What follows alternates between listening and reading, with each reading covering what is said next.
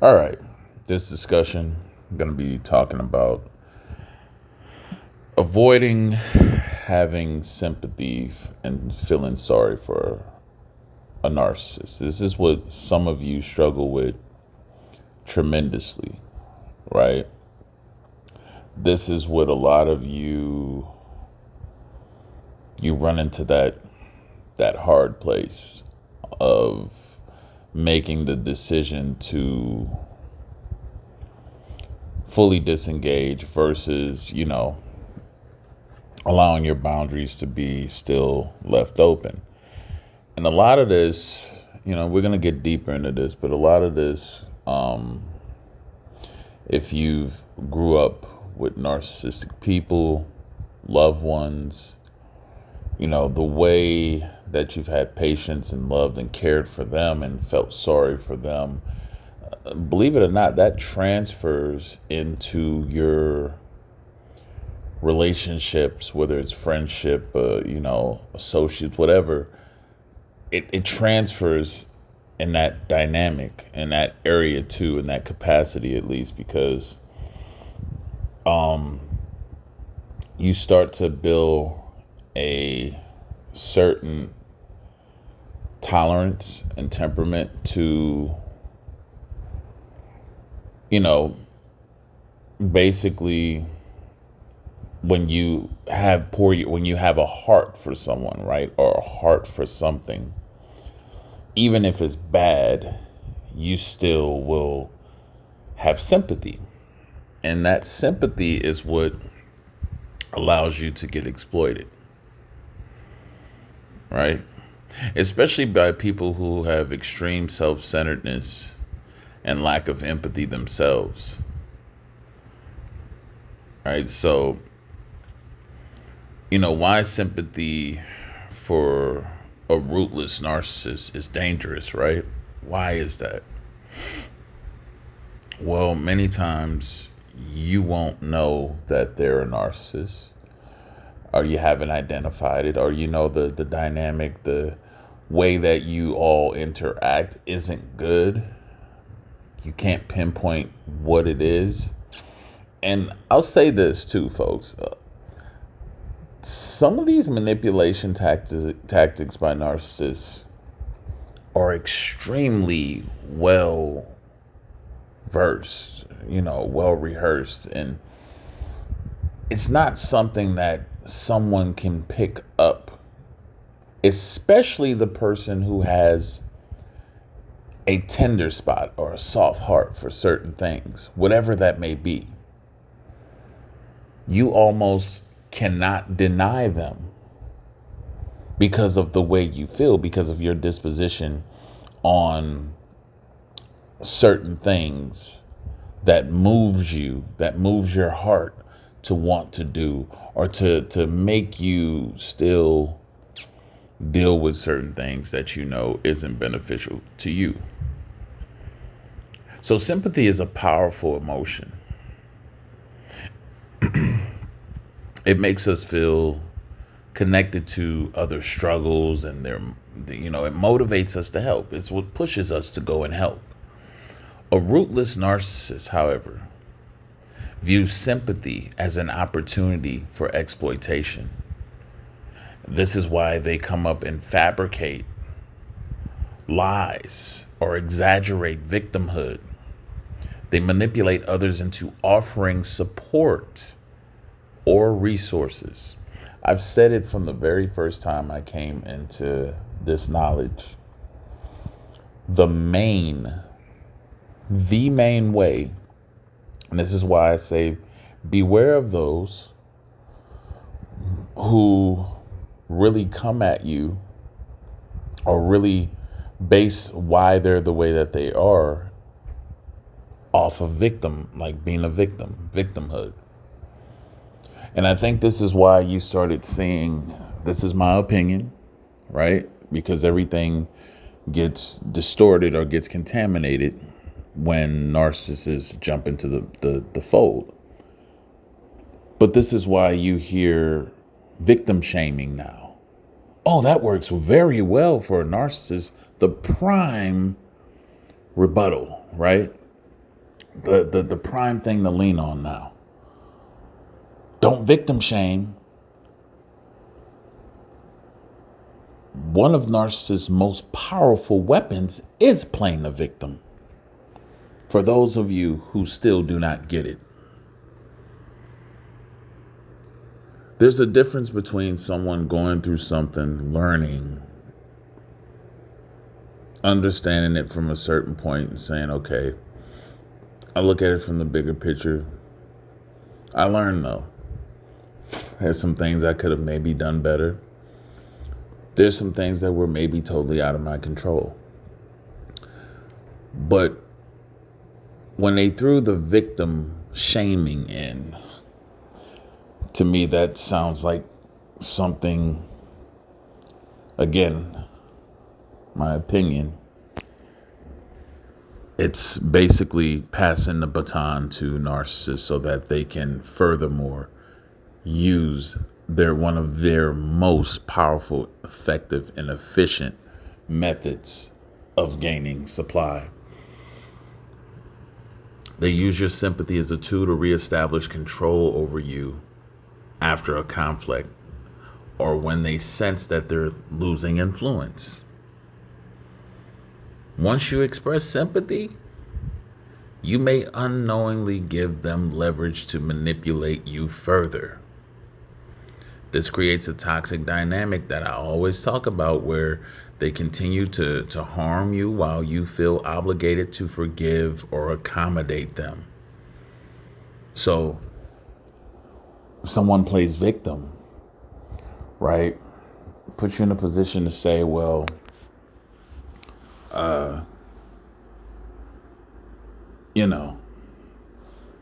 they're the victim. So, just have sympathy, help them out, be understanding. And this becomes a hiding place for a lot of narcissists, because no accountability is going to be put into position. Because if you even speak about some accountability, which some victimization, it wasn't their fault at all. We understand that. We get that. But it's in every situation. I'm talking about a pattern of victimhood. We're talking about a pattern of this. Stay with the message. We're talking about patterns of victimhood. Not something happened here out of a person's control. I get it. I get that. We're not talking about that. Right? So they don't change through compassion alone. They don't. And unlike those that are capable of self-reflection, ruthless narcissists rarely, if ever, respond to compassion in constructive ways. They just don't. Instead of viewing sympathy as an invitation to change, man, they're going to sit up there and interpret that as a reinforcement of their behavior. And that's why they often see it as like evidence that they can manipulate others successfully and evade accountability. That's all they'll end up doing. Your sympathy, your buying into the victimhood, is going to create a way for them to evade accountability in certain instances. So when you're dealing with a ruthless narcissist, one that's cold and really good at what they're doing, they're going to pull on your heartstrings. Because they've watched you, and they know every time you're just motivated and inspired to go out your way to do something to help about it. And it works it works so effortlessly that they have to laugh at it. Even they have to laugh at you, because it's just like, wow, that's all it takes to move them. And they're hoping that your compassion will inspire them, well, you're hoping that your compassion at least, will inspire them to change. Man, that'll lead to prolonged cycles of abuse and manipulation. True change, if it's possible even, requires professional intervention and a general willingness on the narcissist part to do something about it. Sympathy's not going to do it. As long as you show sympathy for a person that's constantly coming to that well, using you, manipulating you in that same way, you're going to fall right for the trap every time. A lot of you were conditioned from childhood, though, to respond in that way. And what they're going to do, they're going to drain you emotionally and mentally. Sympathy is emotionally taxing to the person who's having sympathy because your nature cannot rest. It doesn't feel at ease because it's witnessing something or someone going through something where if you're capable of helping and you're not, you start to feel bad. You start to take on the emotions and the fear, all the other stuff that could be going on in them. You're feeling it too. That's where that empathy comes in. You're feeling that, but it's manufactured by that person. It's not even real. They've gotten you to feel fake, false emotions that don't even exist in that person, but has moved and motivated you to do something about it. You're truly being played like a puppet. But because sympathy draws up so much powerful inner emotions, you can't help yourself. You can't sit back and just see someone needing that calls out to you, plays the sympathy role, plays the victim role, and you do nothing about it.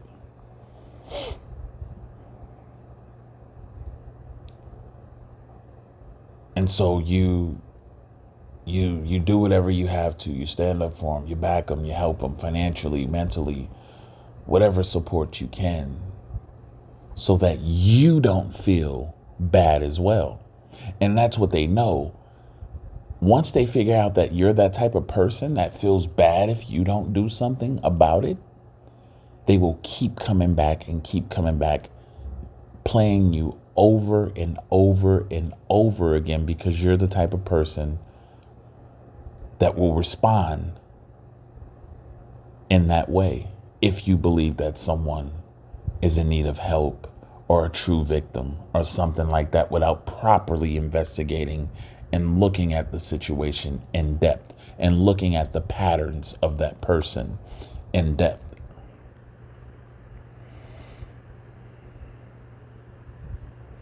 So when narcissists do this, they're going to demand your constant attention and emotional energy. They're going to offer nothing in return and leave you emotionally drained and vulnerable. They're going to leave you confused, guilty, and questioning your own boundaries. That's another big thing too. Guilt tripping. It's another powerful emotion, to make someone feel guilty. This is one that's played out all the time.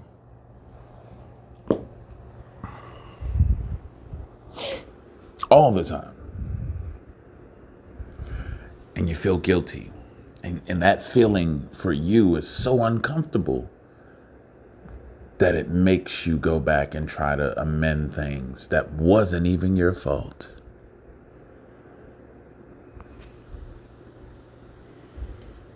But a ruthless narcissist knows how to get you to just do that. So if you ask yourself, what's the potential consequences of misplaced sympathy? You're an enabler. That's one. That's what you become. You're an enabler of harmful, bad behavior. because your sympathy can inadvertently enable a narcissist's destructive behavior in the first place. And by offering understanding and forgiveness, you encourage their belief that their actions are justifiable. I must say that one more time because I know a lot of people just don't be getting this stuff. By offering your understanding or forgiveness, you are encouraging their belief that their actions are justifiable in the first place. And that's exactly how they see it. So if they do you wrong, if they mess you over, and you are forgiving. Now, I've seen this too, because some people say forgiveness is for yourself and to move on. Yeah, that's true. But many don't follow the right protocol of forgiveness. You can forgive and let the thing be bygone and like, hey, I don't have any ill will towards you or nothing like that, but I cannot deal with you anymore. I can love you from a distance. I can, I can basically, relate to your situation or maybe, but I'm not going because I know that what you're creating is self-made. I'm not going to give my energy to it anymore. When you have total and complete control over how you act, behave, and exist in this life too as well. You become the scapegoat too. Listen, a lot of you, when you engage in this, you become the scapegoat. Where you're in the middle and this person that's manipulating you is behind your back, talking about you to others, having them against you, and then they run back to you when others get on them. But little do you know, they got everybody against you too, because you were the scapegoat for everything that went wrong. This is even in a lot of families, a lot of family dynamics. Somebody, one of you might be yourself. You're a scapegoat.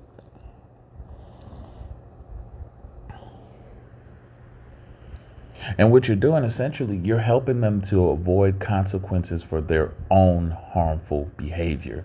They made their bed, they have to lie in it. When you're the sympathetic, you're having sympathy and the empathetic one, you're basically getting involved in the same troubles and woes and willing to take on the same troubles and woes. And let's not even get into energy and how you're taking on that energy too. And you wonder why stuff is going wrong in your life. And you wonder why you're having mishaps in your life, because you are still energetically connected to someone who's causing havoc in their own lives. And by default, you being emotionally connected to that person to give a care, you take on some of those same mishaps as well, because now you're sharing the same energy field. That's for a total nother discussion right there. I'm not going to go into that right now.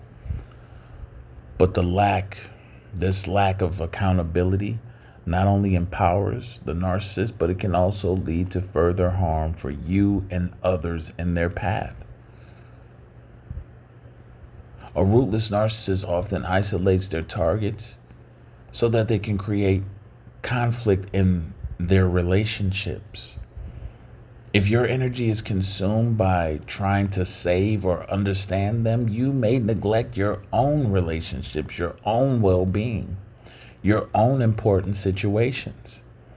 Or you don't have enough energy to put into it because you're constantly thinking and worrying. Your mind, your focal point is constantly drifting off, worrying about this other individual that's vying for your sympathy and attention. Isolation weakens your support system, making you more dependent on the narcissist. And over time, what happens is consequently sympathizing with these individuals who mistreat you can erode your own self-esteem, and you'll begin to internalize their criticisms and believe in their narratives, and that you're at fault for their behavior. And this can trap you in a cycle of self-blame and dependency, which creates that ripple effect of harm. When a rootless narcissist is enabled, their behavior can extend beyond the immediate relationship. They may harm others in your social circle or your professional circle. Their unchecked actions can lead to more widespread manipulation or conflict and abuse past you.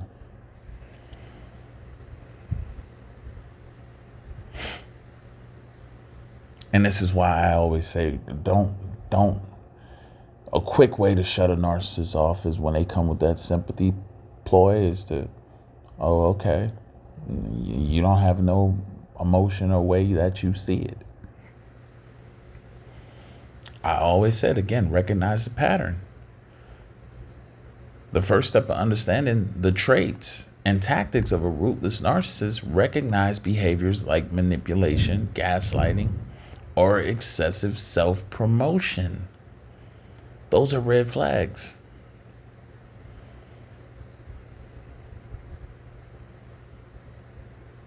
The boundaries I always talk about: limit your interactions with these types. Avoid engaging with their attempts to provoke guilt or pity. Put yourself first. Invest in your own emotional well-being.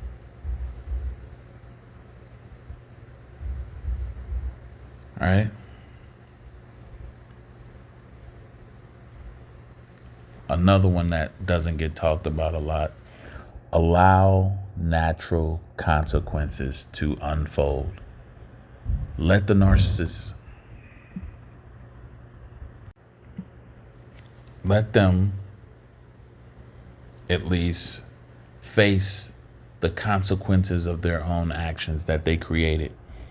Protecting them from accountability not only harms you, but it perpetuates their toxic behavior. Accept that it is not your responsibility to shield them. Do not be in the mode of being or playing savior.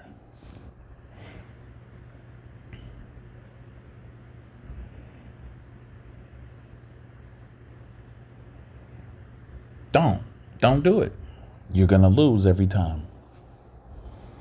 Seek professional support. If you find yourself entangled with a ruthless narcissist, consider seeking help. Therapist, coach, etc. This is helpful to helpful coping strategies. A lot of people don't know helpful coping strategies and how to rebuild their confidence.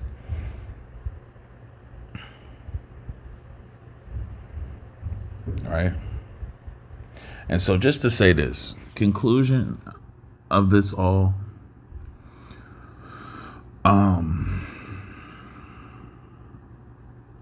sympathy is a noble human quality, right? But it must be applied wisely. Feeling sorry for a ruthless narcissist it can have profound damaging effects on your mind. Not only on you, but others around you that may depend on you, and all these other type of things. Understand their behaviors. Understand the pathology, the pattern, the methods. Understand and look around. Look at your life and look around and look at how many people put you in guilt trips and try to make you feel guilty about something. How many people who played victim and got you to have sympathy, and you see the same pattern of these individuals years later, same thing still happening.